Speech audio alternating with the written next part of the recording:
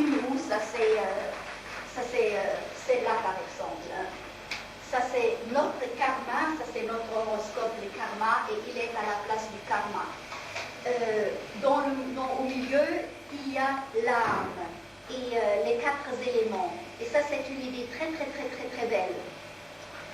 Il y a beaucoup de choses encore, il n'y a pas maintenant le temps de parler de tout ça.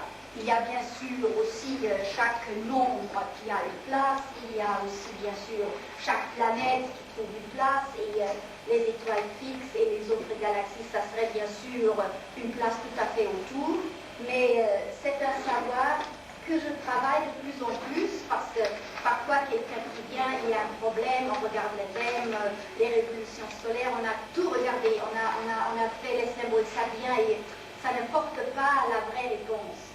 Avec ça, c'est sûr, il y a toujours quelque chose, et c'est très simple parce que c'est à la portée de tout le monde de comprendre. Il ne faut pas être quelqu'un qui a fait des études supérieures, pas du tout. Il y a maintenant aussi une roue pour la maladie. Il y a une roue, ça s'appelle un système comme ça, il y a une roue. Et sur la roue, il y a toujours 8 places, ou certaines ont 12 places, comme l'horoscope c'est 12, et certaines, les 4 directions, et les 4 angles, et plus la valeur entre eux, ça c'est 8. Et quand on a travaillé tout ça, nous faisons des petits groupes, et parfois ça se suit, parfois on fait même des dîners, et on en parle de ça, et je vois des personnes croître et rentrer dans leur pouvoir. Et comme les chamans disent, la personne qui sait danser le cercle et qui rentre dans le milieu, ça serait la personne qui a pris le pouvoir sur soi-même, et qu'en ce moment-là, on serait capable vraiment de conseiller et d'aider les autres. Où est-ce qu'il est Jacques Heilbronn? Il est quelle heure? Je ne peux pas prendre la soir, 6h15, c'est programmé. Mais on a fait, comme ils sont en retard, ils sont en train de manger, on ne peut pas être à la seconde près avec des choses comme ça. Je rentrais par la porte et Jacques a saisi l'occasion que je parle un peu parce qu'il y a des personnes qui ne peuvent pas venir demain. Donc ça c'est la roue amérindienne, ça c'est un savoir millénaire qui m'a été légué par le chef de la tribu Navajo, qui s'appelle Sifir, qui est auteur de plusieurs livres très belles et qui est un personnage extraordinaire. J'ai fait pendant 4 ans des séminaires avec lui, les 4 semaines. Eh bien, il commençait à parler à 11h du matin, et à minuit encore, il parlait sans faire pipi presque. Vous savez, un peu, c'est quelqu'un, on parle beaucoup de channeling, de tunneling aujourd'hui, quelqu'un qui reçoit du haut du ciel. Et le pauvre traducteur à côté, il buvait du vin, de l'eau pour suivre avec la voix, c'était impossible, il ne s'arrêtait pas. Et comme il est quelqu'un, bien sûr, quelqu'un qui parle, qui a la présence, il n'a plus besoin de ses livres, il vit ses savoirs, il m'a donné toutes ces choses-là lorsqu'il est parti, parce que lui, il ne pouvait pas dormir, moi non plus, et comme le petit Mozart, dans la nuit, j'étais en train de copier secrètement tous ces trucs, alors il a vu que vraiment je m'intéresse. Et il me les a légués, que je les enseigne, parce que lui, c'est le personnage du Nord. On avait dit le Nord, c'est les structures mentales, et tout ce qui est philosophie, tout ce qui est étude, et tout ce qu'il a à faire avec le mental. Et il me les a légués parce qu'il a su que je vais essayer bien de le copier tant que je peux. Et nous avons chacun une place de naissance qui est notre horoscope, et nous avons aussi une place dans l'invisible. Je ne sais pas qui parmi vous connaît les livres de Carlos Castaneda, Don Juan, et ça, tout un groupe de chamans, je vois, c'est bien. Et alors là, on parle toujours de ce pouvoir intérieur. Et dans les gens qui vont apprendre, qui veulent faire quelque chose, toujours il est question de comment on va s'y prendre. Qu'est-ce que je dis ça? Alors, on préface pour demain soir, peut-être tant qu'il n'y a personne, je peux entendre ça. Il y a bon, c'est ton avis, ça fait rien. Alors, il y a l'apprenti qui dit au Don Juan, il dit, peut-être je parle maintenant de choses que je n'ai pas dû dévoiler. Alors l'autre répond, son maître répond, il ne s'agit pas ce que l'on dit et ce que l'on garde pour soi-même. Il dit, tout ce que nous faisons, c'est construit selon notre pouvoir personnel que nous avons en ce moment. Si nous avons assez de ce pouvoir personnel, ça suffit une seule parole qu'on vous dit et ça va changer un monde en vous. Et vous allez changer votre vie parce qu'un seul mot, ça vous est bien rentré dedans. Si vous n'avez pas assez de pouvoir personnel, si on ne peut pas danser le cercle, si on reste dans ses problèmes et tout, ça peut être bien le cas. On vous dévoile tous les miracles et les merveilles du monde entier sans que ça n'ait la moindre, la moindre action, la moindre. Hein? Et comme ça, c'est vraiment terriblement important de commencer à travailler avec cette polarité, avec cette paire d'opposés. Souvent, on a que soi-même. On aime ça, on n'aime pas ça. Cette musique, on n'aime pas. On mange pas ça, on parle pas un tel, cette partie et tout et tout. On se construit un petit univers et on est peut-être heureux ou malheureux dedans. La plupart, on est malheureux parce que ça ne respire pas. Et je vous jure, j'étais comme ça aussi, la musique classique, je sortais plus dans la rue, les livres et tout ça. Bon, et communiste, socialiste, ça m'était bien égal. J'avoue, ça m'est encore, c'est encore un petit travail à faire. On ne peut pas faire tout à la fois, mais lorsqu'on travaille avec sa polarité, c'est terriblement enrichissant. Parce que du coup, l'être en face, ce n'est pas comme un idiot, un salaud, un adversaire, quelqu'un qui... le je m'en foutisme disparaît.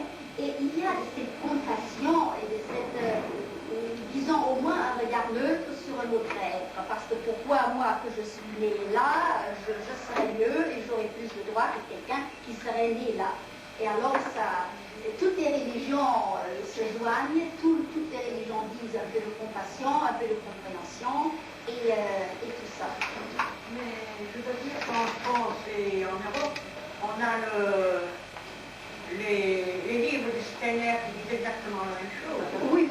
On disait un peu avant déjà que dans toutes les traditions... Donc de Goethe, par exemple, vous avez toutes... se trouvent ces choses-là exprimées de façon un peu différente, mais pour mon cas, qui était très porté sur l'astrologie, et un tel degré et demi, et ce n'est pas encore un demi-degré, oh là là, et alors on est en train de masser son ascendant un peu, un demi-degré à gauche, pour rentrer encore dedans, donc c'est 10 degrés ou c'est 3 degrés, mais qu'est-ce que c'est ça? Mais ça c'est tout à fait spéculatif et nous savons nous-mêmes ce n'est pas vrai. Et avec les 8 points par exemple, on se trouve, ah oui, moi aussi j'ai quelque chose dans le scorpion qui me manque au fond, et on croit que si on avait quelque chose là et là, on serait encore plus formidable. Non, on a ce que l'on a, on est ce que l'on est, et c'est le travail personnel qui joue, et pas encore une planète... je crois que dans la Bible, il est dit qu'Adam, il commandait à tout. Pardon. Qu'Adam, il commandait à tout. Voilà. Qui savait parler aux plantes, qui savait les comprendre. Et je crois que nous, on est un petit peu... absolument. Bouchés, quoi. Absolument. Dernier 2 secondes, comme le prochain c'est pas encore présenté ici. Alors, les 5 couches de la conscience. Un sage chinois qui avait dit 350 ans avant Jésus-Christ, qui disait « Les vrais hommes des anciens temps ne connaissaient pas la différence entre bleu et vert, et ils dormaient sans rêve. » Ça veut dire que le bleu et le vert, qui étaient bien la terre et le ciel, ils étaient encore dans leur état archaïque.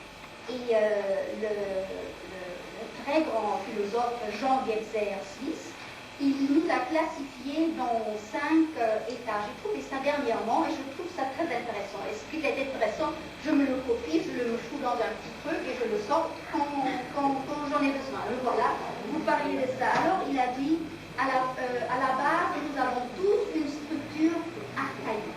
Nous n'avons pas perdu cette structure de Adam Cadmon, n'est-ce pas? Et seulement, il est un peu refoulé plus ou moins dans un signe ou dans un autre.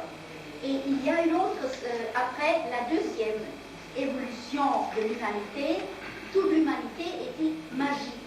On connaît bien à Cro-Magnon et tous ces caves, l'être qui dessinait son animal, et par là, il était déjà la conquête.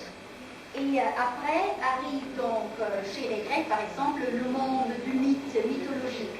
Mais là, entre-temps, on était chassé d'Éden du paradis, parce que si je me représente quelque chose comme dans un miroir, le rêve c'est un miroir, il faut avoir eu rupture de l'unité pour se retrouver dans cette dualité qui se regarde, moi dans mon rêve, moi mes problèmes et tout ça. Et ensuite, le prochain pas de l'évolution, on devenait très mental. Il y avait le cerveau, et nous vivons bien cette époque-là. Et nous avons bien vu le monde en est plein des considérations comme c'est affreux et comme c'est dramatique et tout. On crie patriarcat, on crie retour aux sources et tout, sans se rendre compte qu'on ne peut plus aller en arrière. Il y a tout un exposé de Getzer qui dit « Nous allons maintenant vers le temps intégral ». Après, bon, ça c'est pour quelques milliers d'années, on ne peut pas faire plus que le bon Dieu. Alors, structure archaïque, ensuite magique, mythique, mentale, et nous allons vers l'intégral maintenant. Et comme il y a beaucoup de personnes qui disent « Ah, nous sommes dans un temps où nous allons vers le matriarcat », ça ne peut pas être parce que le matriarcat, ça c'était bien dans le temps où on était magique. Ensuite, le patriarcat, nous allons maintenant vers l'ère intégrale. Et tenez-vous bien, j'ai trouvé aussi, oh ça c'est intéressant, si on pouvait vous donner sa photocopie, ça c'est merveilleux, parce qu'il y a les états de potentiel énergie et les organes porteurs. Et qu'est-ce que je vois? À l'origine, il y avait une sagesse, on faisait partie de Dieu, on était enveloppé.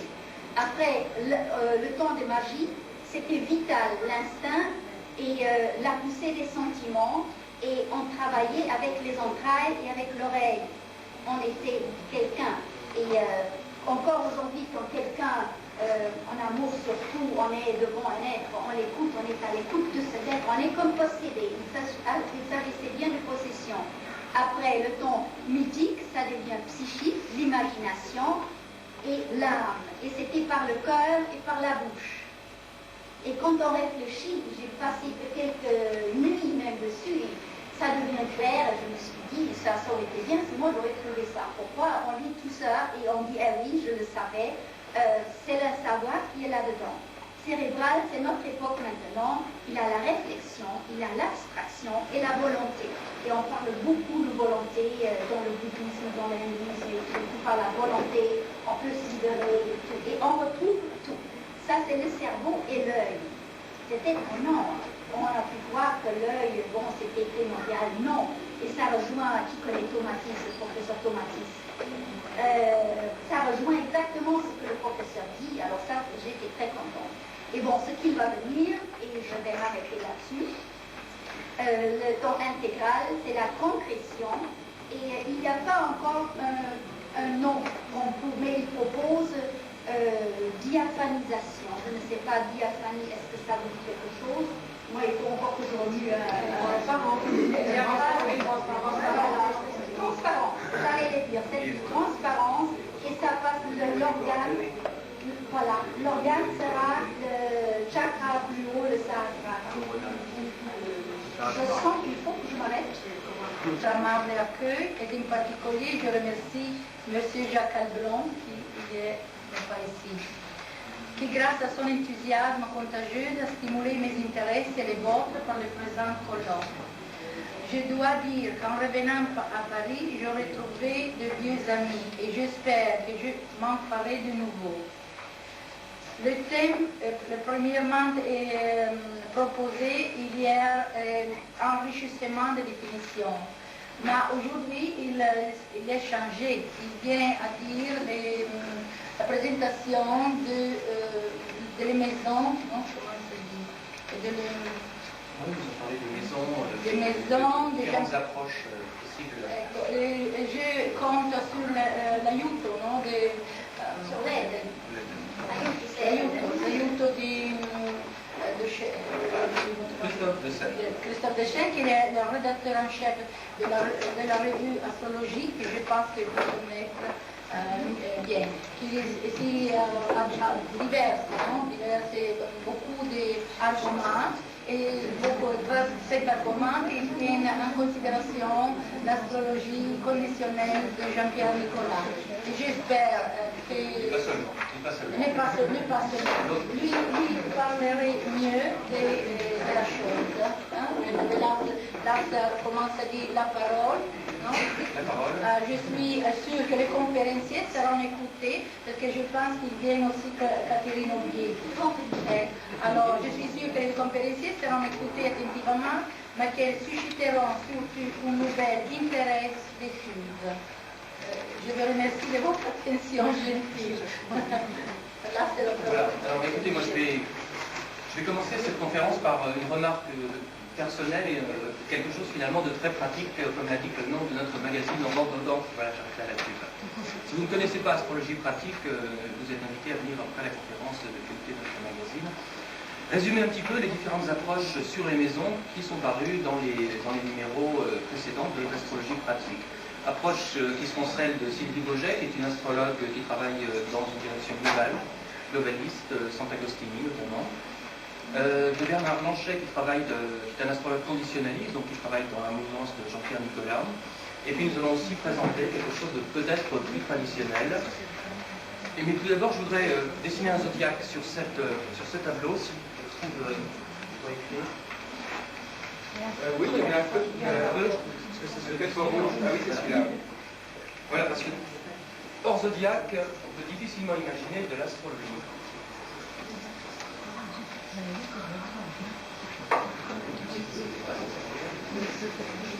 J'ai l'impression que je suis un petit peu fatigué. Si quelqu'un a un marqueur ou quelque chose qui écrit mieux.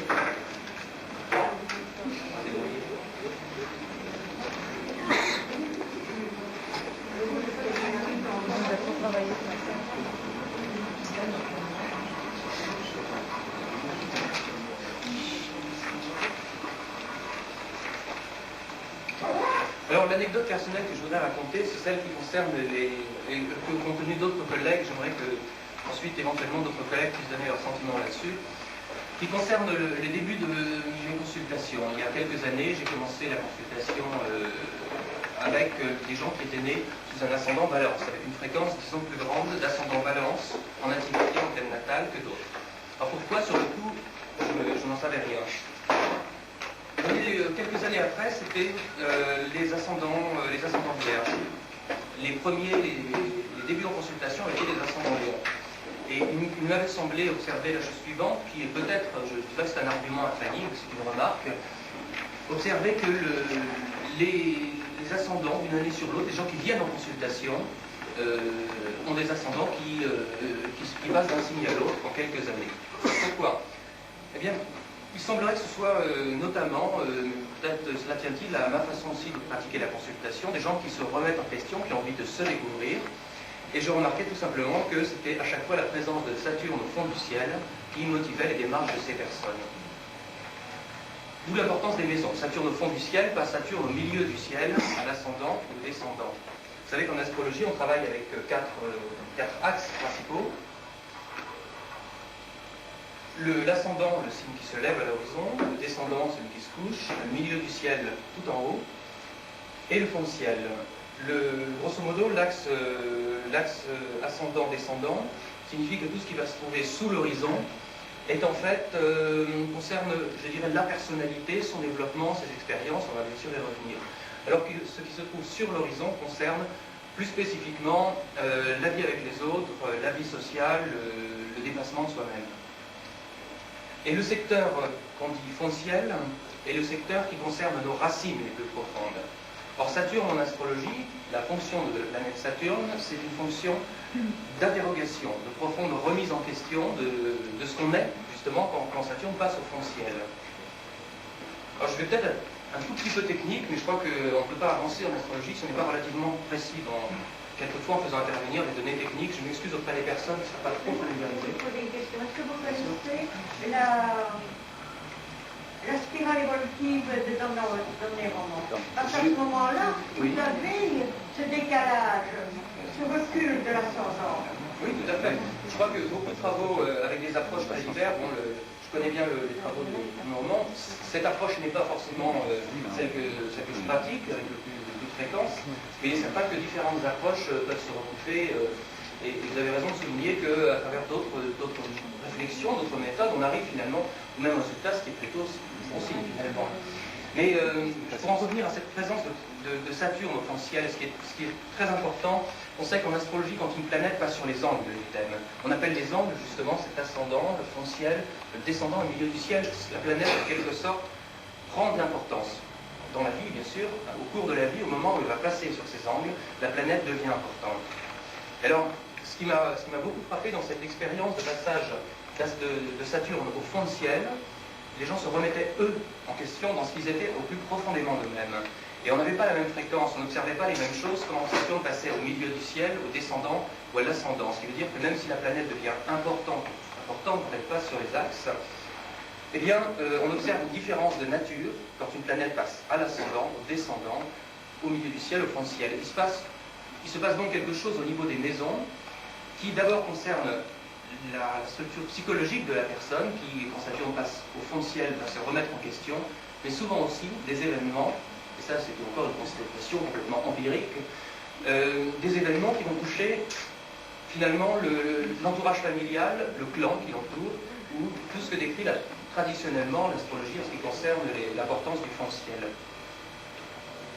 On a quelquefois le sentiment que les maisons ont une sorte de double vocation. Quelquefois elles signent l'évolution dans une structure de la personnalité, une structure psychologique, et alors quelquefois aussi elles signent un événement qui paraît complètement indépendant de l'évolution de cette personne.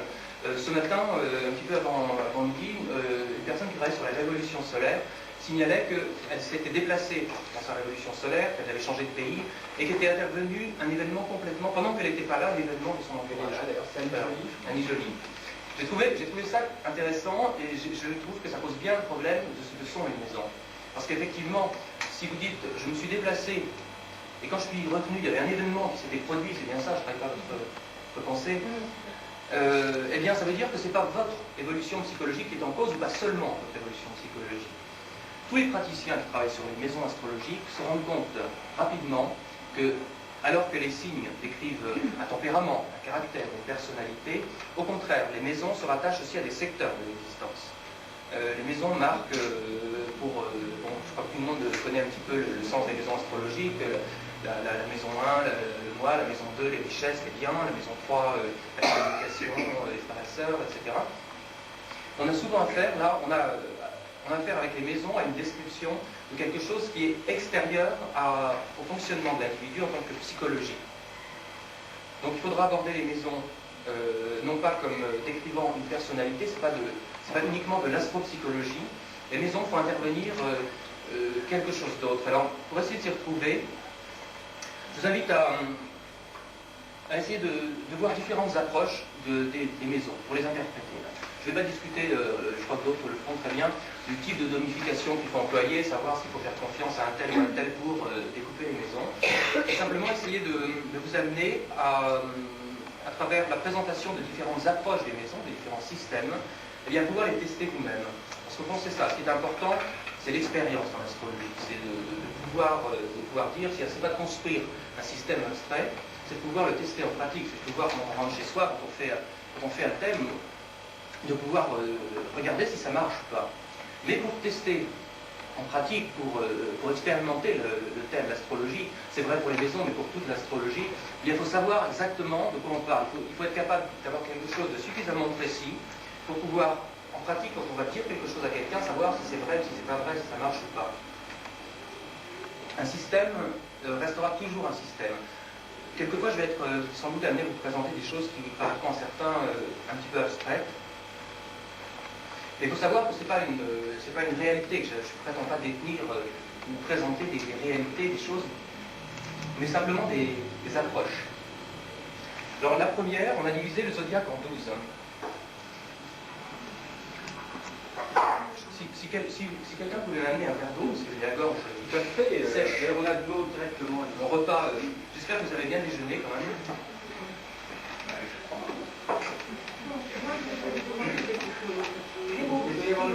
Son anniversaire était en avion, et puis il est passé de l'autre côté, si vous voulez, au sud. Il a donc probablement passé son anniversaire au Pérou. Il n'y a rien du tout qui s'est passé. Non, mais je veux dire qu'il n'y a eu aucun changement dans sa vie.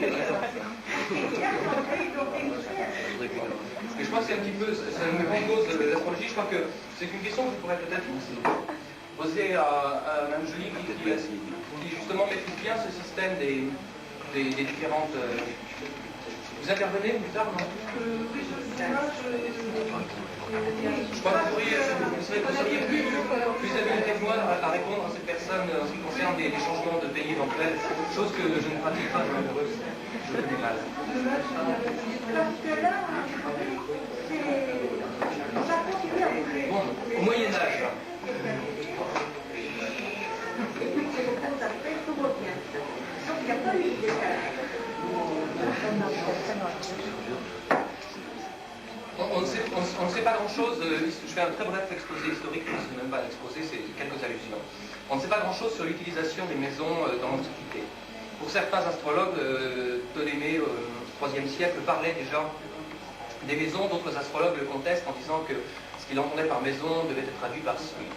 On sait par contre très bien que dans l'époque médiévale, les maisons sont utilisées couramment et d'une façon très, très intense par les astrologues. Peut-être plus intense qu'aujourd'hui, on en parle. Et les maisons, eh bien, il semblerait, ça je crois qu'aucun astrologue ne le conteste, il semblerait qu'elles étaient calquées sur la signification des signes du zodiaque. Je crois que c'est une analogie que je ne vais pas avoir le temps de développer, mais sur laquelle beaucoup de personnes vont sans doute s'étendre. Le bélier correspond à la maison 1, l'énergie printanière, le bélier fougueux, ardent, en quête de l'instant, correspond assez bien aux premières expériences de la vie, au moi qui cherche à s'extérioriser, que décrit la maison 1.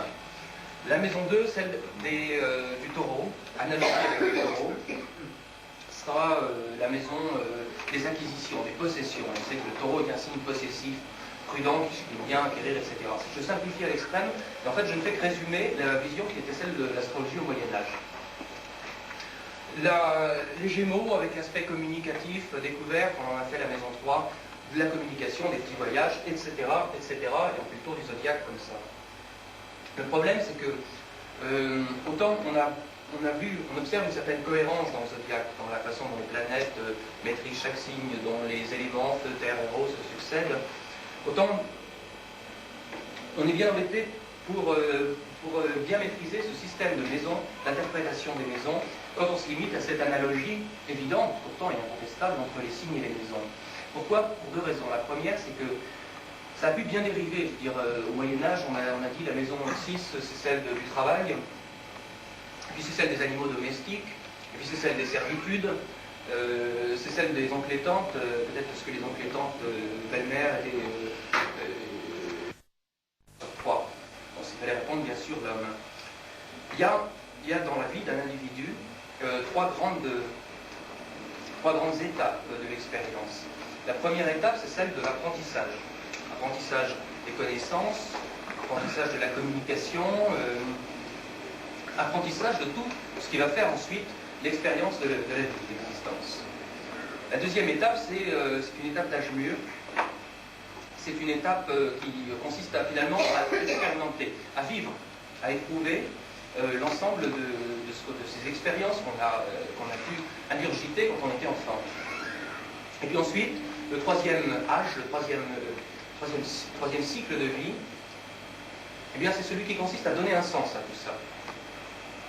Alors bien sûr, dans le système des maisons, on ne décrit pas les maisons de 1 à 4, on ne décrit pas forcément l'enfance, les maisons de 5 à 8, l'âge mûr, et ensuite le troisième âge. Non, c'est pas ça.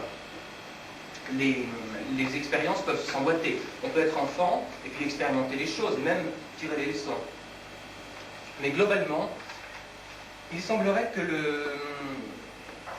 que le système de domification ait été conçu pour que les maisons 1, 2, 3 et 4 soient celles des différentes expériences, de ce qu'on a pour faire, pardon, des différents apprentissages.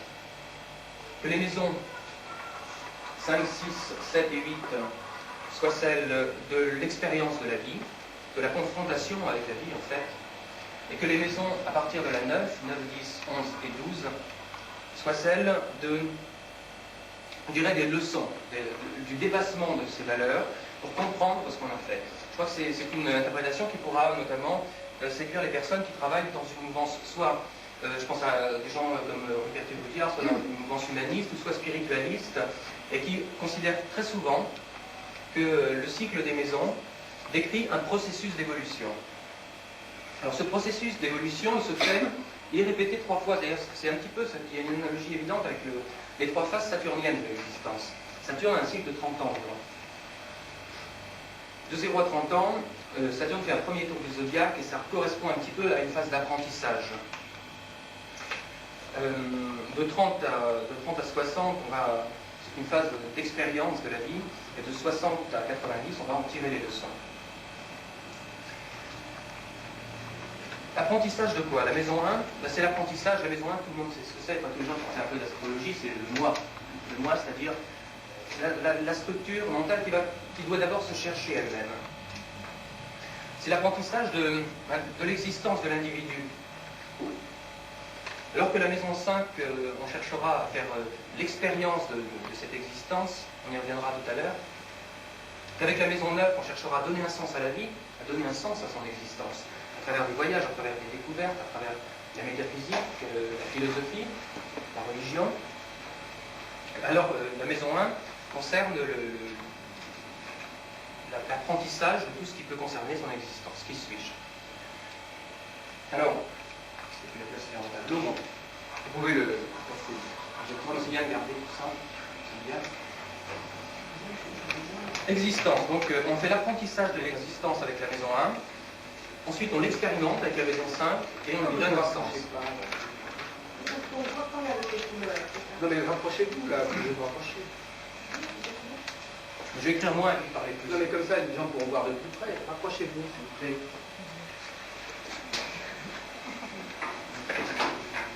Ne pensez pas qu'un peu mot.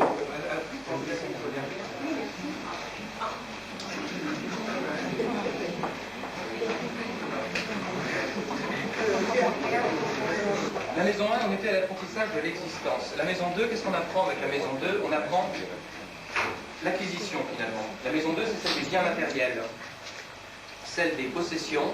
C'est peut-être pour ça qu'on parle de maison secondaire, comme signe extérieur de richesse. En tout cas, avec la maison 2, on apprend à acquérir. Qu'est-ce qui se passe quand une personne est à une maison 2 très valorisée? Ça peut être un financier, par exemple. Bernard Tapie, la maison CL, ou Bernard Planétaire, Soleil en maison 2. Il va jouer dans sa vie, il va chercher à faire toujours l'apprentissage d'acquisition. Il y a une manière de se remettre en question toujours pour apprendre à acquérir. C'est ça la motivation du financier au fond. C'est savoir chaque jour apprendre à amasser. Alors, Jacques Brel a aussi un soleil en maison 2, et c'était pas vraiment un financier. Il cherchait à acquérir, lui, des émotions, etc. Dans tous les modes, on peut décliner comme on veut cette valeur de la maison 2 comme apprentissage de l'acquisition. Mais on en reste là. L'apprentissage de l'acquisition, ensuite, on va chercher à lui donner une valeur plus concrète peut-être avec la maison 6. La maison 6, celle traditionnellement du travail, des servitudes, des animaux domestiques, etc. Et on la retrouve cette vision un petit peu fourre-tout finalement, un tiroir-caisse de l'astrologie traditionnelle. Quand on voit la maison 6 comme une manière de faire vivre, d'expérimenter la notion d'acquisition. On va travailler, il y a les servitudes, il y a la vie de tous les jours, il y a ce qu'on fait, ce qu'on prend aussi, ce qu'on a. Et puis, l'objet finalement de tout notre univers familier, tous les objets qui nous entourent, des oncles et tantes aux animaux domestiques en passant par la grand-mère, peu importe. La maison 6 est celle où on va chercher à faire l'expérience de l'acquisition. Et ensuite, on va lui donner un sens à cette acquisition avec la maison 10, qui est un secteur, qui est le secteur de la vie sociale, professionnelle. Pourquoi dois-je acquérir? Pour quelle raison? Qu'est-ce que je vais en faire? C'est la position sociale, c'est la vie professionnelle, au sens non pas servitude et expérience comme la maison 6, mais vie professionnelle et acquisition au sens de ce qu'on va en faire, ce pourquoi. Ce sont des choses qui sont assez élémentaires. Oui. Tout le monde les connaît. Enfin, je veux dire, c'est D'accord, je passe très vite sur ce non, mais je veux dire, je ne sais pas du tout que... moi, je voudrais quand même qu'on fasse un peu le bilan de ce qui a été dit jusqu'à présent. Qu'est-ce que vous avez fait là depuis le début? Vous avez parlé de quel système, de quels travaux? Là, je parle d'une astrologie qui est très traditionnelle pour l'instant. Ah bon, bah écoutez, oui. Tout le monde la connaît? Oui, moi je pense que tout le monde la connaît. Pour les problèmes de savoir comment tout ça se succède, il y aura d'autres exposés là-dessus, notamment ce soir, l'ordre des significations des maisons. Ben, je pense qu'il faudrait passer à des travaux plus spécifiques, ceux de Jean-Pierre Nicolas, ceux de Sylvie Gauger, etc. D'accord, tout à fait. Et notamment ceux de Jean-Pierre Nicolas, puisqu'on avait commencé par les annoncer sur le programme. Bien sûr. Alors, Jean-Pierre Nicolas a développé un système qui se différencie un petit peu de celui-ci, même pas mal, qui s'appelle le SORI. Le SORI, ça s'écrit S-O-R-I, ça veut dire sujet, objet, relation et intégration. Alors, j'ai intérêt à changer de feuille. Je vais Jean-Pierre Nicolas. Je ne sais pas si beaucoup d'entre vous connaissent l'astrologie conditionnelle ou conditionnaliste. Il y a un minimum de bagages, mais c'est relativement simple à acquérir. Jean-Pierre Nicolas a eu l'idée de classer les planètes en 3 niveaux de réalité. C'est ce qu'il appelle le RET. Je dis une chose, si vous permettez la pétition. Jean-Pierre Nicolas, il est porté avant le discours d'astrologie conditionnaliste et fait des études avec des collègues avec les études de Pablo sur le conditionnement, non? Sur la typologie pavlovienne, la première chose. Depuis, il a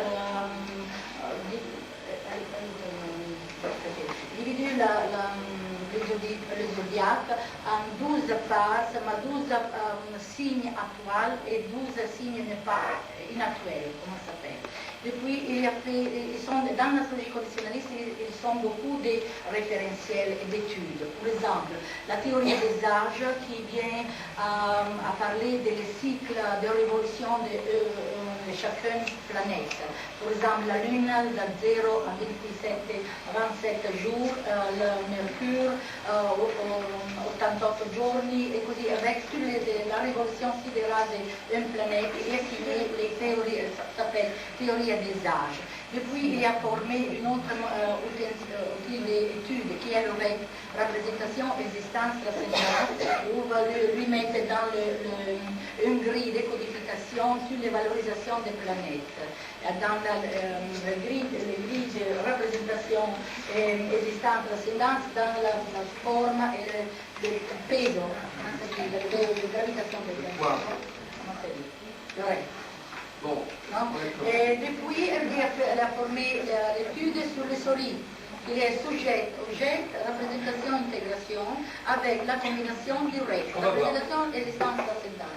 Qui lui expliquerait mieux pour ce qui est de l'astrologie conditionnelle comprend beaucoup d'arguments de pouvoir développer le discours total de l'astrologie. Voyez-vous, nous avons dit que c'était un programme international, comme ça vous avez un échantillon d'un discours italien sur conditionnaliste convaincu. Et en plus, un discours italien sur l'astrologie française. Je vous montre, il y a le story, la direction de la maison avec... Non, mais il faudrait faire de la traduction simultanée, madame. J'aime pas. J'aime pas le rythme. Laissez monsieur de Selle. Je dis seulement que l'astrologie conditionnelle a besoin d'expliquer mieux la compréhension de l'astrologie conditionnelle. Il n'est pas sur les maisons, parce que les maisons pour l'astrologie conditionnelle ne sont pas très importantes. Non? Je crois que mes avis sont partagés. Et l'école conditionnaliste, c'est... Bon, allez, essayez-moi après cette remarque. S'il vous plaît, on va essayer de reprendre des choses. J'explique avec le moins de bagages. C'est vrai que c'est une... Oui, mais c'est ça. Essayez de faire en sorte que ce soit compréhensible, même par ceux qui ne connaissent pas par cœur la théorie. Il faut avoir d'abord la notion de ce qu'est le RET et le SORI. Ça fait quand même 7 lettres. Alors, le R veut dire représentation. La représentation, c'est l'idée qu'on se fait des choses, c'est la façon dont on les modélise. C'est un niveau de classement des planètes. Par exemple, le Soleil est caractéristique du niveau R, de la représentation, parce que justement, le Soleil, ce sont nos repères dans l'existence, ce sont nos modèles. Ça correspond à la manière dont on va se représenter, justement, la vie, les gens autour de soi. Le niveau E, c'est celui de l'existence, des choses qui sont éprouvées, celui de la vie sentimentale, mais aussi celui des expériences duelles qu'on va faire avec les gens. Mars, par exemple, est une planète qui relève du niveau E. Parce que Mars, on le sait, c'est la planète qui bouge, c'est la planète de l'action, de l'énergie. D'accord, merci. Je ne sais pas si on va avoir le temps d'expliquer tout le système de T. Alors, le niveau T, c'est un niveau qui est dit de transcendance et qui relève justement des choses d'une énergie très subtile, des choses qui n'appartiennent pas, qu'on ne se représente pas facilement, des choses qui ne font pas partie de ce qu'on appréhende intellectuellement par un modèle, des choses qu'on n'éprouve pas sur le plan sentimental avec le cœur, qui ne font pas partie du plan du niveau E de l'existence, mais Pluton est une planète justement du niveau T.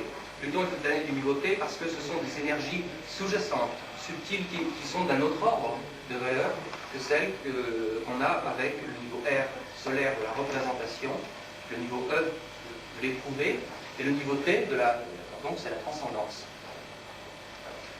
Alors, bon, là on n'expliquera pas, Jean-Pierre Nicolas a développé toute une théorie pour expliquer la manière dont les planètes pouvaient s'enchaîner entre elles, fonctionner à partir de ces 3 niveaux, R, E, T. Et en ce qui concerne les maisons, eh bien, il a appliqué ce système des 3 niveaux du réel, de la représentation de l'existence et de la transcendance. Il l'a appliqué aux maisons à partir d'un modèle qu'on appelle le SORI. Alors, le SORI, ça veut dire sujet, objet, relation et intégration. Alors, le sujet, c'est tout simplement, c'est vous et c'est moi. Le sujet, c'est par exemple, il y a une image très simple pour comprendre ce que c'est que le sujet, l'objet, la relation et l'intégration, c'est celle du nouveau-né. Quand un enfant va naître, le sujet, c'est bien sûr, c'est lui-même. Et puis, autour de lui, donc, dans ce qu'il considère comme détaché de ce qu'il est lui-même, eh bien, il y a l'objet. L'objet, ça peut être la mère, elle me pardonnera d'appeler objet, ça peut être les éléments du cadre de vie, mais c'est tout ce qui n'est pas lui, c'est tout ce qui n'est pas le sujet. C'est en fait, l'objet, c'est le monde qui l'entoure, cet enfant, et avec qui, justement, il va être confronté. Il va être obligé, bien sûr, d'établir une relation avec cet objet. Il va être obligé d'observer, de réagir petit à petit. Il va relationner. Donc c'est le 3e plan, après le sujet, l'objet extérieur, la relation avec cet environnement. Et enfin, eh bien, il va être obligé, au bout d'un moment, de faire partie de sa famille, de son clan, de sa culture. Il va être obligé de s'intégrer finalement à un système. Il ne peut pas rester éternellement, lui, un sujet isolé de l'objet qui l'entoure. Après qu'il est relationné, il va s'y intégrer. Alors, ça va, là, vous voyez? Oui, mais ce schéma, on va l'appliquer sur les maisons. On va l'appliquer sur les maisons, comment. Est-ce qu'il ne serait pas souhaitable de... On va peut-être faire un grand schéma, non? Parce que j'ai peur que les gens ne voient pas bien. De toute façon, on ne voit rien. On ne voit rien. C'est pas la peine. Enfin bon, c'est pour vous faire plaisir, mais c'est... Mais ce que je voudrais vous poser, quelques questions à ce sujet. Je vous en prie. Bon, parce que je crois que vous mettez un peu la charrue avant les bœufs. C'est-à-dire qu'avant de décrire le SORI dans ses détails, il aurait été souhaitable de poser la problématique tout simplement du travail que Jean-Pierre Nicolas avait l'intention de faire à propos des maisons. C'est-à-dire quelle était son idée de travail, quelle était son idée, comment pensait-il apporter un élément de référence aux maisons. Je crois qu'en profondeur, son idée était de repenser le système des maisons, d'abord pour lui donner une cohérence, c'est la première chose.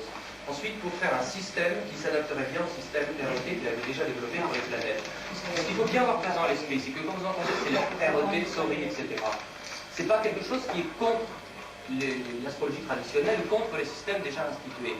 C'est un système comme un autre, comme un code, comme un langage pour parler de l'astrologie. L'astrologie, évidemment, reste la même. Mais est-ce que vous n'avez pas l'impression, là, c'est facile, ce qui me frappe tout de suite, c'est que le SORI comporte 4 niveaux apparemment. S-O-R-I. Il y a 4 niveaux. Alors, je viens d'expliquer la manière dont... Non mais attendez. Le problème. Deux problèmes différents. C'est un système à 4 niveaux. Or, quand on considère les planètes, les maisons du point de vue de leur angularité, on s'attendrait plutôt à un système à 3. C'est-à-dire qu'il y a une série de 3 x 4. Voilà. Or, on pourrait s'attendre avec les maisons à plutôt 4 séries de 3. Si vous voulez, puisque personne, tout le monde ne voit pas ce tableau-là, si vous voulez savoir comment Jean-Pierre Nicolas, à partir de cette idée de SORI, sujet, objet, représentation, intégration, a construit son système et du RET, eh bien, vous divisez une feuille, un cercle en 12, c'est le zodiaque, bien sûr. Vous mettez R, E, T, R, E, T, R, E, T, R, E, T 4 fois, en commençant comme si vous commenciez avec la maison 1. Donc maison 1, ce sera une forme de représentation. La maison 2, une forme d'existence. La maison 3, de transcendance. D'accord. La maison 4 représente... écoutez, madame de Vincenzo, vous gênez. Hein. Et le souriant... Est-ce que vous l'avez Oui, on le fait circuler là. D'accord, très bien. Et donc le sourire est répété lui 4 fois. Alors on va prendre un exemple parce qu'il y a assez de théories pour aujourd'hui. Justement, les maisons qui sont les plus spirituelles, les plus mystiques du zodiaque. Que devient avec le système du Sori, il faut voir ce qu'on en tire au point de vue pratique comme modèle, comme interprétation, que devient ce qu'on appelle le triangle de l'intégration, c'est-à-dire le triangle formé par les maisons 4, première intégration, par la maison 8 et la maison 12. D'abord, elles ont quelque chose en commun. Même en astrologie traditionnelle, ces maisons de l'intégration, elles correspondent aux signes d'eau. La maison 4 au cancer, la maison 8 au scorpion, la maison 12 au poisson. Ça, c'est pas Jean-Pierre Nicolas qui l'a développé, mais je veux dire, c'est une remarque au passage, comme quoi les systèmes entre eux ne sont pas forcément complètement incohérents. La maison 4, c'est la première, c'est la représentation de cette idée d'intégration. Alors, l'intégration, c'est quoi? C'est dans un premier temps, on parlait tout à l'heure de l'enfant, qui va s'intégrer dans son milieu culturel, familial, etc. Qui, après avoir s'est découvert comme indépendant, avoir pris conscience de ce qu'il était, va trouver sur l'objet, les objets qui les entourent, les gens qui l'entourent, va relationner, donc va pour la première fois se faire une idée de la manière dont on s'intègre à cette cellule plus grande, à ce tout. Et la première cellule, évidemment, pour se représenter l'intégration, c'est la cellule familiale. La maison 4 est la maison de la famille. Vous me direz, ça ne paraît pas révolutionnaire comme ça. Parce que s'il faut s'embêter avec le R, le E, le T, le S, etc., pour prouver que la maison 4 est celle de l'univers familial, c'est pas la peine, bien si, parce que on trouve mieux les limites, justement, propres de chaque maison. C'est celle de la famille, la maison 4, mais c'est celle aussi de nos racines, de nos sources, de ce qu'on est, de notre culture. Et c'est celle, globalement, de chaque élément dans notre vie qui peut nous faire référence à l'appartenance, justement, à un clan, à un œuf, à une structure donnée. Après, on a la maison 8, qui est l'existence de l'intégration. Alors, l'existence de l'intégration, l'existence, ça donne un côté vécu, éprouvé. Ça donne, c'est une sorte de duel, l'existence. Du moins pour la théorie conditionnaliste. C'est le stade, le E, l'existence, je rappelle que c'est le stade martien. Or, Mars, c'est quand même pas c'est la planète la plus combative du système, même pour la tradition. Qu'est-ce qui va se passer avec la maison 8? L'intégration, on va la vivre au niveau de nos émotions. On va la vivre au niveau du cœur. On va l'éprouver, on va se bagarrer avec la vie. Et on va apprendre, parfois à nos dépens, à s'intégrer au monde. Il va falloir quelquefois mourir symboliquement pour renaître. Il va falloir un jour mourir, tout court. C'est aussi la maison de la sexualité, c'est la confrontation à l'autre, la fusion avec l'autre. C'est la maison des crises aussi.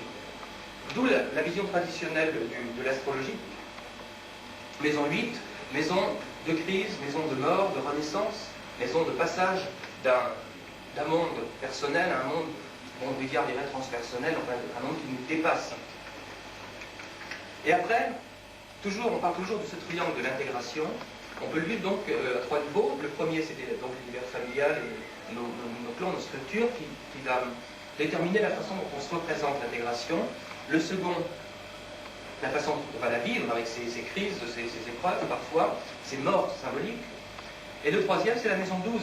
C'est la maison la plus mystique de l'ensemble du zodiaque. C'est la maison du renoncement à soi. L'intégration, mais l'intégration, la transcendance de l'intégration dans le système solaire. Transcendance de l'intégration, ça veut dire que on va apprendre à ne plus être nous-mêmes, il y a un détachement, il y a un renoncement par rapport aux valeurs établies. C'est une maison où, traditionnellement, on éprouve les allusions les plus difficiles pour l'individu, la maison des épreuves, mais aussi les plus spirituelles, les plus mystiques. Et je pense que cette notion on a résumé très brièvement, on pourrait disserter des heures sur ce système d'interprétation des maisons, cette image de l'intégration poussée à ces derniers retranchements, eh bien, correspond à la vision finalement traditionnelle de ce qu'était. Vous pouvez poser quelques questions. La première chose qui apparaît, c'est que ça retrouve en quelque sorte la théorie des 4 éléments, à la limite, puisque quand vous parlez de 4, 8, 12, on trouve dans le triangle de l'eau, et puis, etc. Donc finalement, est-ce qu'il y a derrière cette théorie du Sori une réflexion, est-ce que chez les conditionnalistes, une réflexion sur les significations des 4 éléments? Ou est-ce que c'est il y a une façon, je ne peux vous donner que mon sentiment personnel, je précise que je ne parle pas au nom ni de l'école conditionnaliste ni d'une autre, du reste, mais au nom des gens qui collaborent à la astrologie pratique et qui ont des directions de travail très différentes. Mais je crois, mon point de vue personnel, c'est que le système développé par Jean-Pierre Nicolas de Sori ne s'oppose en rien, mais en rien à la tradition. Simplement la repense et lui donne, c'est un autre langage que certains trouveront pas à leur goût, que d'autres trouveront beaucoup plus adapté à leur manière de raisonner. C'est une manière de canaliser l'astrologie. D'accord. Mais donc par conséquent, chez les conditionnalistes, les significations, il y a certaines significations des maisons qui quand même disparaissent par rapport à la tradition. Par exemple, la maison 6, c'est la transcendance de l'objet. C'est-à-dire transcendance de l'objet. On n'est plus à parler des... Ah non, c'est plus les animaux domestiques. Dans ce système, avec la maison 10, c'est je dirais, la façon dont l'objet, c'est-à-dire, vous avez bien compris, la notion d'objet, le monde extérieur, ce qui n'est pas nous, par rapport au sujet, va nous conditionner, mais d'une façon subtile, d'une façon sourde, à un niveau d'énergie très faible qu'on ne maîtrise pas, qu'on n'arrive pas à se représenter, qu'on n'arrive pas à éprouver par la lutte, à avoir en face, je dirais, au système martien, c'est la transcendance de l'objet. Alors la maison 6, dans le système Sori, devient, pourquoi pas, celle des servitudes. Puisque, effectivement, ces servitudes, ce monde domestique, cette profession qu'on a et qu'on n'est pas obligé d'avoir, ces maladies parfois, peuvent effectivement être considérées comme des éléments extérieurs à nous qui vont nous conditionner d'une certaine manière à un niveau d'énergie qu'on ne maîtrise pas. C'est le conditionnement venu d'ailleurs, je dirais. Enfin, ce qui est curieux, je reprends l'objection que je faisais tout à l'heure, par rapport à ce qui a été dit hier avec Michel Gauquelin, c'est que les conditionnalistes, qui sont pourtant des gens qui cherchent effectivement à reformuler la tradition, des planètes, des aspects du zodiaque, des maisons, selon des critères un petit peu nouveaux, ils ne tiennent pas compte des travaux justement de Michel Gauquelin sur les angularités. Parce qu'en fait, compte justement, c'est-à-dire qu'on considère que les grands axes, c'est l'axe ascendant-descendant, milieu du ciel, fond du ciel. Si, tout à fait. C'est un système quand même qui ne coïncide pas avec ces angularités. Si, complètement. Mais d'abord, vous parlez de déconditionnalisme. Ce qu'il faut savoir, c'est que, je résume brièvement pour les gens qui ne connaîtraient pas ce qu'a dit Gauquelin, parce que ça reste une discussion trop serrée. Non, moi je crois que les gens étaient là hier, on peut pas tous. Est-ce qu'il y a des gens qui ne connaissent pas Gauquelin? Les travaux de Gauquelin, statistiques, sans doute, non? Non. Bon, Gauquelin fait la chose suivante. Gauquelin, le monsieur était là hier soir, oui, j'ai entendu. Ah d'accord. Enfin bref, on trouve Gauquelin a dégagé par les travaux statistiques sur les professions l'importance des angles, le milieu de ciel, des planètes aux angles, milieu de ciel, fond de ciel, ascendant, descendant. Je peux vous dire que je connais beaucoup de conditionnalistes qui accordent une importance énorme, non seulement à l'angularité, tous d'ailleurs pratiquement, mais en plus aux travaux de Gauquelin. Parce que quand il considère l'angularité, et ça va faire plaisir à M. Dorsan en ce qui concerne les travaux sur le sens des maisons, en ce qui concerne l'angularité, ils vont considérer une planète souvent plus forte en maison 12, qui était dans la tradition une maison débile, qu'en maison 1, enfin qu'à la fin de la maison 1, ils vont chercher, Gauquelin, c'est ce qu'il dégage, Gauquelin, une angularité qui va de part et d'autre, et mais plus, en ce qui concerne l'ascendant vers la 12, plus vers la 9 que vers le milieu du ciel. Oui, alors justement, et alors le SORI, c'est quand même une autre structuration des maisons, que ça ne correspond pas avec les angularités. Enfin, ça paraît... Pourquoi ça ne correspondrait pas avec les angularités? Je ne comprends pas le... Une angularité, d'après Gauquelin, va donner une valeur particulière à la planète, va en quelque sorte faire que ces manifestations sont plus fréquentes chez un individu. Quelqu'un qui a Saturne au milieu du ciel, c'est quelqu'un qui va chercher à remettre beaucoup les choses en cause. Ou au milieu du ciel, ou à l'ascendant, au fond du ciel, etc. L'angularité, c'est ce qu'a montré Gauquelin. Donc Saturne va se retrouver, par exemple, plus fréquemment chez les chercheurs, des gens qui remettent en question les choses. Et on peut en même temps dire que Saturne... Excusez-moi, ce qui me gêne, ça ne me gêne pas en ce. Ce qui est intéressant, c'est il faut toujours situer une théorie par rapport à l'œuvre de l'auteur. Par exemple, chez Nicolas, on s'attend à une certaine cohérence et à un respect de la tradition relativement limité. On a tort. Chez d'autres auteurs, je veux dire, il y a des auteurs qu'on juge d'après leur présupposé de cohérence, d'autres qu'on juge d'après leur a priori traditionnel, etc. Donc, bon, je veux dire, d'accord, il y a une cohérence dans l'œuvre de Nicolas, je vois pas trop. Je vois pas trop le procès qu'on peut faire à Jean-Pierre Nicolas, c'est souvent de prendre des conceptions vraiment assez traditionnelles et de leur donner une formulation un petit peu nouvelle au bout du jour. Je crois que, bon, il y a deux choses. Je crois que c'est très important de comprendre ça. Il y a deux manières de faire des découvertes en astrologie, d'apporter quelque chose de neuf. La première manière, c'est de découvrir un fait astrologique. La seconde, c'est de trouver un langage pour décrire ces faits.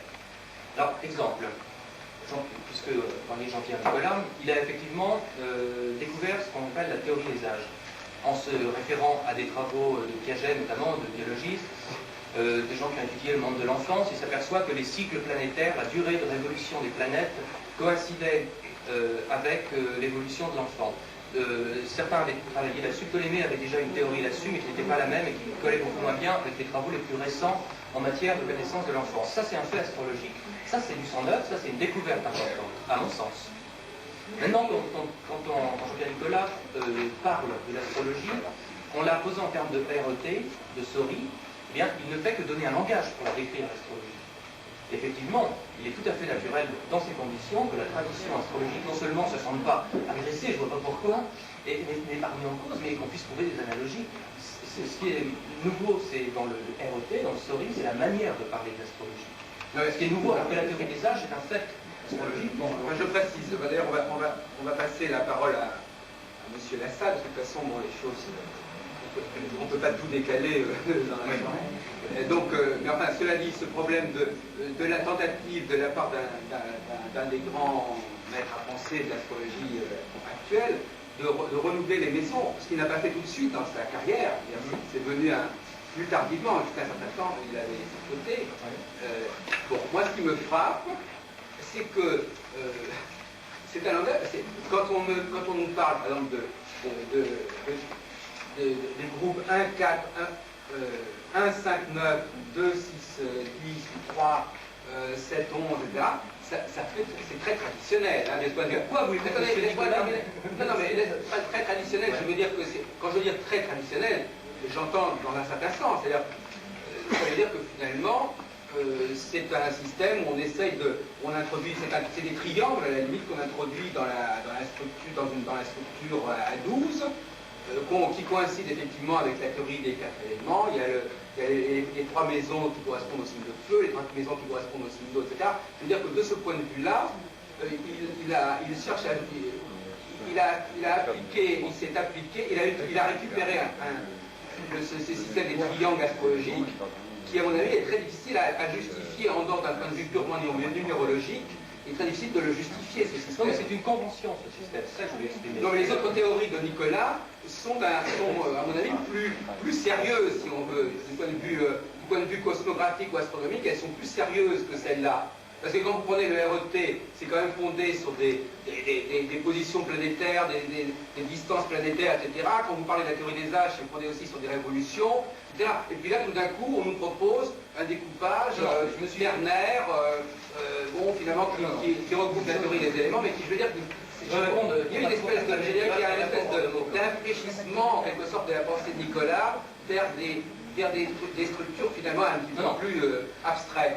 Absolument pas, parce que je crois qu'il faut bien comprendre, et je l'ai dit tout à l'heure, Jean-Pierre Nicolas a développé ce système pour permettre aux gens qui travaillent avec le RET, avec le modèle RET, de mieux appréhender, d'avoir un langage, une façon de décrire des maisons peut-être plus adaptée à leur manière de travailler. Eux aussi travaillent avec là. Voilà. Et Jean-Pierre Nicolas n'a du reste jamais dit que son système consistait, qu'il y avait une révolution dans cette manière de décrire les maisons.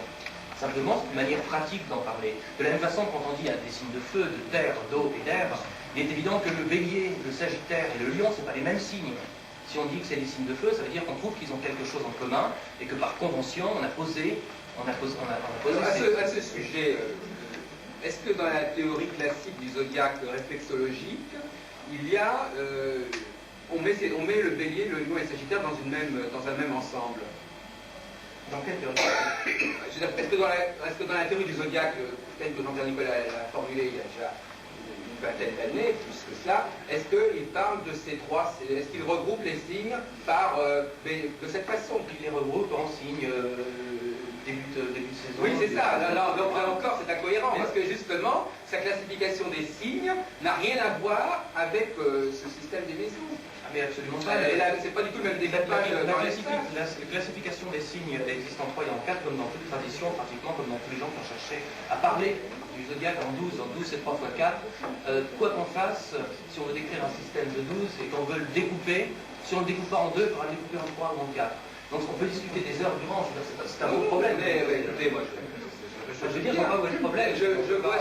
Écoutez, nous avons une théorie d'ensemble sur le. Vous savez, on va résumer, on va terminer dans quelques minutes, parce qu'on a un programme très chargé. L'astrologie, la pensée astrologique est un ensemble. Il y a les signes zodiacaux, les planètes, les aspects, les maisons, etc. Et alors, on peut effectivement s'interroger sur les rapports entre ces différents niveaux, et comment on passe d'un niveau à l'autre. C'est pas toujours très cohérent, etc. Alors Nicolas, lui, il reprend l'ensemble du problème et il repropose des nouvelles formulations pour déterminer les significations des planètes, pour déterminer les significations des signes, et là, en l'occurrence, pour déterminer les significations des maisons.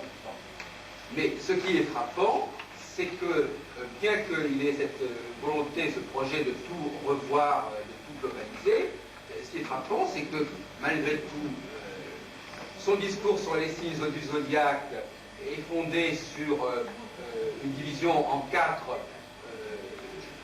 zodiaques, n'est-ce pas, correspondant aux 4 saisons, n'est-ce pas, ou de l'arc de Dieu, en fait ça revient même à spécialisé en 4, donc par groupe de 3 signes, d'une certaine façon, le premier, le deuxième, le troisième, et puis là tout d'un coup, donc si vous voulez, c'est la théorie, qu'on dit en astrologie classique, si vous voulez, des signes cardinaux fixes mutables, si l'on veut, n'est-ce pas? Et puis là, maintenant, avec la théorie des maisons, on nous propose un système qui finalement recoupe quelque part la théorie des 4 éléments. C'est-à-dire, on passe, si vous voulez, on pourrait dire, en traditionnel, on retrouve cette division en 4 de l'ensemble du zodiaque, puisqu'on a RET ici, qui correspondent à ce qu'on appelle les maisons cardinales fixes ou mutables de la même façon. Voilà, c'est ça. Et voilà, finalement, on retrouve exactement le ternaire et le quaternaire. Je crois que le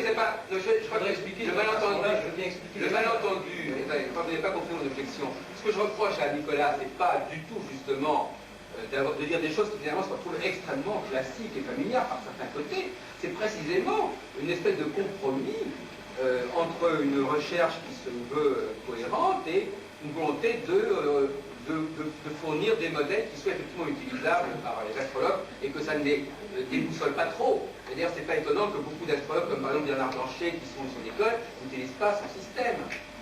Parce qu'effectivement, vous savez, dans la pensée d'un auteur... C'est un système, le SORI, c'est un système qui est proposé à la réflexion des gens qui veulent travailler sur les méthodes. Voilà, c'est tout. Je crois que... Voilà. Est-ce que vous pourriez rapidement présenter les deux autres systèmes d'organisation des maisons dont vous avez parlé tout à l'heure? Oui, alors, de Nicolas. Je vais présenter le système très traditionnel comme au début, avec le découpage qu'on a vu, celui-ci donc qui est le SORI. Je voudrais simplement suggérer aux personnes qui font de l'astrologie d'essayer, un système c'est un bien grand mot, mais d'essayer d'appréhender les maisons d'une façon assez originale, celle qui est due à Sylvie Boget, notre collaboratrice d'astrologie pratique. Elle consiste, cette approche des maisons, à considérer non pas les maisons comme comme recevant en quelque sorte l'énergie planétaire, mais comme étant le secteur par lequel on apprend cette énergie planétaire. Un exemple. Pour l'exemple d'un Mercure dans le signe du Taureau, dans la maison 2, pardon, la confusion analogique classique.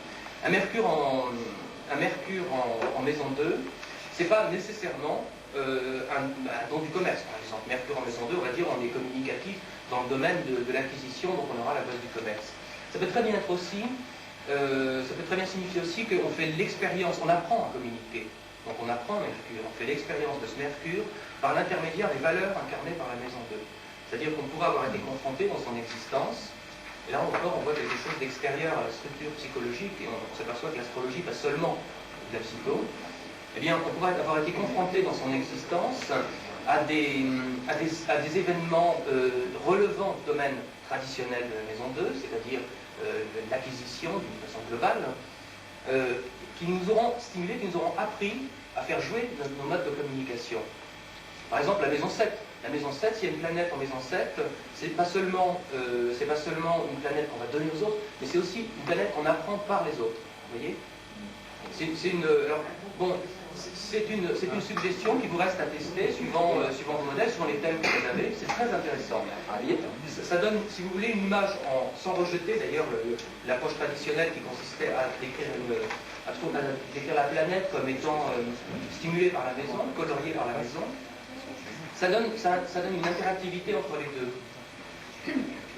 Mais alors justement, ça pose le problème plutôt de l'interprétation des planètes dans les maisons. Je crois que c'est... Non, mais je veux dire que dans un cas, dans le cas du Sori, il s'agit d'une reformulation... Dans le cas du Sori, il s'agit d'une reformulation de la signification des maisons, alors que là, il s'agit simplement d'une espèce de recette pour l'interprétation des planètes dans les maisons. Pas du tout le même niveau de réflexion théorique. Non, absolument pas. Ça ne s'oppose pas en système, mais ça révèle peut-être un autre mode de manifestation de ce qu'est une planète en maison, bien qu'il peut, si on le pratique, enrichir peut-être la réflexion, la vision qu'on a des thèmes. Je crois que c'est à chaque praticien d'essayer ensuite sur les thèmes qu'on connaît bien. Oui, mais ça c'est le même type de recherche. Non, ça c'est genre. Pardon ? Je m'occupe des maisons. Je ne sais pas si je suis un traditionnel, je ne sais pas si je suis un moderne, et je ne veux pas le savoir. Moi, ce qui m'intéresse, c'est la personne qui est en face de moi pour qu'elle en dise le moins possible. Et quand j'ai fini une consultation devant une personne qui n'a pas ouvert la bouche, je me dis, t'as réussi. Parce que on peut faire parler, et moi j'ai l'horreur de faire parler. Pourquoi? Parce que les gens qui vont me parler vont m'influencer, et ce qu'ils me disent est tellement loin de leur réalité que je préfère la réalité du thème que j'ai devant les yeux que de ce qu'ils me racontent. Et je pense que les gens qui ont la pratique un petit peu astrologique se rendent compte de ça.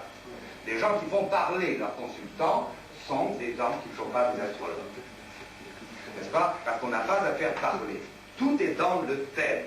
Et non pas, alors là, je vais vous surprendre, je me fous complètement que l'astrologie soit scientifique ou pas. Nous avons un travail à faire. Il s'agit tout simplement d'arriver à un résultat. Moi, que les scientifiques nous reconnaissent ou pas, je dirais même qu'à la limite, je préfère qu'ils ne nous reconnaissent pas. Parce que comme ça, ils viennent nous voir et ça leur fait un pincement au cœur parce qu'ils ont l'impression de pécher.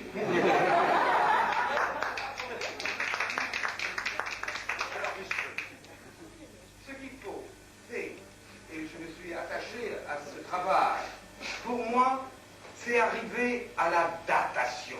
Et quand je te prononce ce mot, j'ai l'air d'avoir deux cornes qui me poussent au-dessus de la tête parce que tout le monde refuse la datation. Comment, monsieur Marais, vous êtes capable d'aller dire que telle chose se passera tel jour, à telle heure? Mais c'est pas possible. Vous avez signé un pacte avec le diable. C'est peut-être vrai, mais ça ne rien.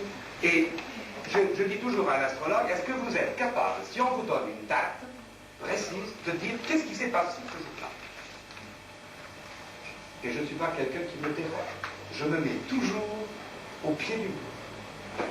Et vous pourrez apporter vos thèmes et me feront des expériences. Parce que c'est au pied du mur qu'on voit une nation. Moi, je suis désolé, je suis fils d'ouvrier, pas intellectuel, et on m'a toujours appris que le travail bien fait, ça doit se démontrer. Et si on est un bon travailleur, on monte un mur correctement. N'est-ce pas? On a un fil à plomb dans l'œil. Eh bien, moi, j'ai un fil à plomb à date dans l'œil. Or, j'ai rejeté beaucoup de choses de la tradition. Les transits, niet, rejeté. Je ne vais pas faire plaisir à madame. Les révolutions solaires contiennent des choses, mais elles ont un très gros handicap. C'est que si vous voulez voir ce qui va se passer pendant 30 ans, vous devez faire 30 révolutions solaires. Dites-moi, pardon? Oui, d'accord. Mais il faut quand même que vous fassiez une révolution solaire tous les ans. 30 révolutions solaires pour quelqu'un qui va vouloir savoir ce qui va se passer pendant 30 ans, essayez de faire un calcul à peu près comment vous allez lui faire payer. Ou alors, c'est de se payer. Pardon? Mais il faut quand même les interpréter, ces 30... Heureusement que l'on était informatisé, mais tout de même, il faut quand même les interpréter. Voyez-vous, un thème natal, ça ne doit jamais se quitter. Vous avez des aspects qui sont inscrits. Jamais vous ne devez les oublier, ces aspects. Et tout se passe sur ces aspects. Jamais rien sur un autre aspect. Quand vous avez une révolution solaire, vous avez une carte du ciel qui n'a rien à voir avec votre carte de naissance. Vous avez des aspects différents. Alors évidemment, il faut que vous ayez dans votre souvenir des aspects de la carte du ciel. Moi, je vous dirais par exemple, tel événement va se produire sur Vénus opposée Uranus. Donc je sais comment va se dérouler l'événement et qu'est-ce que ça va résulter et quand Uranus va décider de reprendre ses lignes et de s'en aller. Uranus le trouve en dernier ressort. Je parle d'un Uranus mal respecté, bien sûr. Là, vous l'avez le radix ou le répulsion? Non, ça c'est le radix. Le matin. C'est une sur quoi vous basez-vous alors vous devez voir si vous ne considérez pas les principes?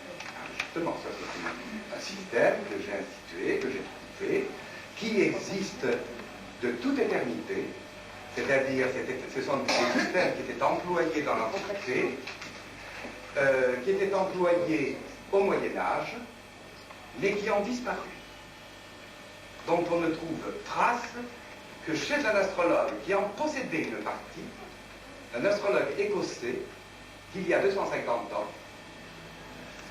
et qui avait un rythme. Il ne nous reste qu'un seul rythme que nous connaissons, et que nous appelons profection. Seulement, il a un handicap, ce rythme. C'est que tous les 12 ans, il revient à la même place et il recommence. Et si on n'a pas tous les rythmes précédents, on ne peut pas faire une interprétation.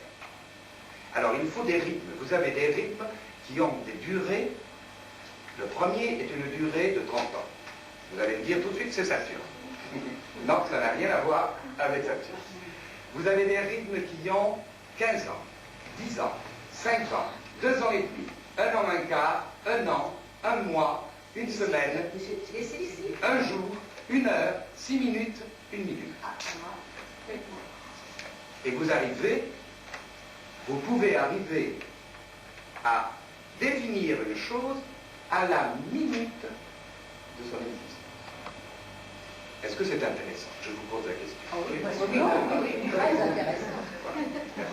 Ça fait partie de tout notre enseignement.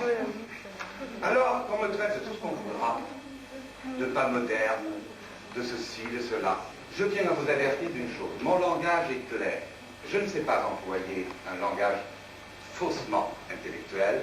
Je suis un saturnien, carré, carré. Ça plaît, ça plaît. Ça plaît pas, j'en ai rien.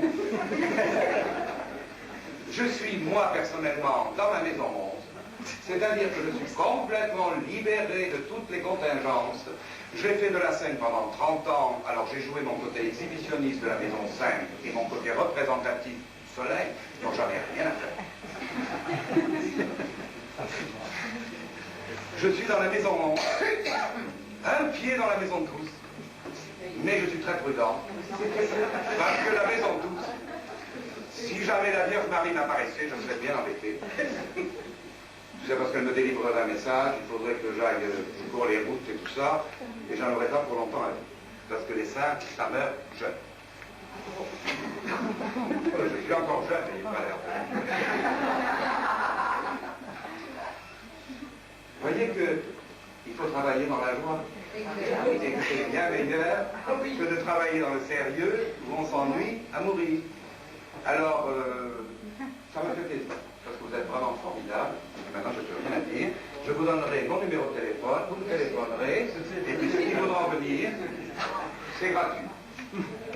Ne vous tracassez pas, c'est pas comme les annonces de voyantes où on vous dit c'est gratuit, et qu'est-ce que vous payez à l'arrivée. Alors mon numéro c'est 45 50 45 50 42 35 et je m'appelle Jean Marès. Je suis Scorpion, ascendant Sagittaire et Capricorne. C'est à cheval sur les deux? 45 50 42 35 133 rue Saint-Denis. C'est près du Champ de Mars et de la Tour Eiffel. Vous voyez, j'habite dans le quartier, donc vous pouvez venir. Mesdames, vous ne risquerez rien, je ne serai pas agressé. Porte A, 7e étage, donc tout près du ciel, n'est-ce pas? Avec ascenseur. Avec ascenseur. Porte numéro 1.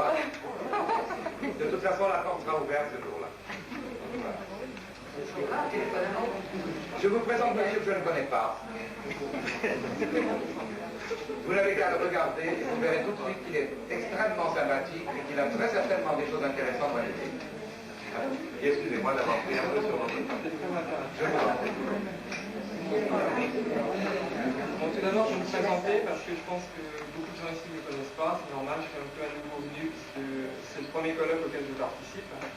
Alors, je m'appelle Pierre Lassalle, j'ai 33 ans, je fais de l'astrologie depuis 13-14 ans. J'ai tâté un peu à toutes sortes de méthodes, aussi bien l'astrologie sidéraliste que l'astrologie traditionnelle, que diverses techniques de maison. Depuis à peu près 2-3 ans maintenant, j'ai mis au point un peu une certaine théorie de l'astrologie, qui est un peu un langage, ça se rapproche peut-être un petit peu de ce que fait Jean-Pierre Nicolas tout en étant très différent. Et j'appelle ça l'astrologie holistique. C'est une astrologie qui, au sujet de l'interprétation,